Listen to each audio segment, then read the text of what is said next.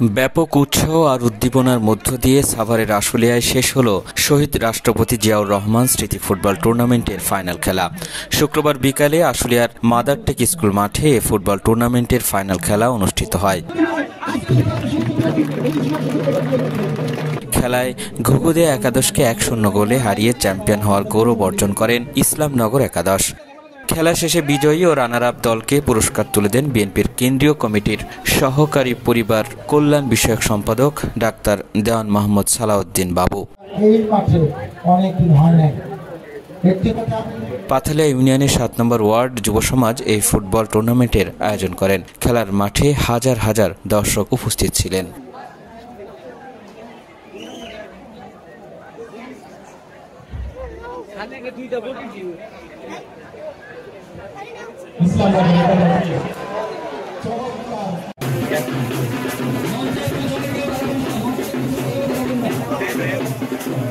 শুধু মহিলাদের জন্য নিতে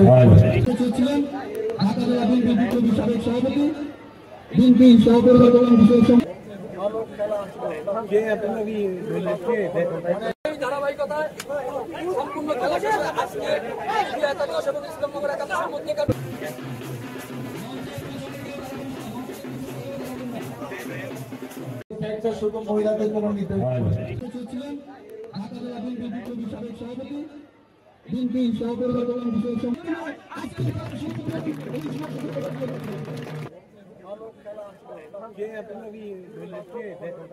ধারাবাহিকতায়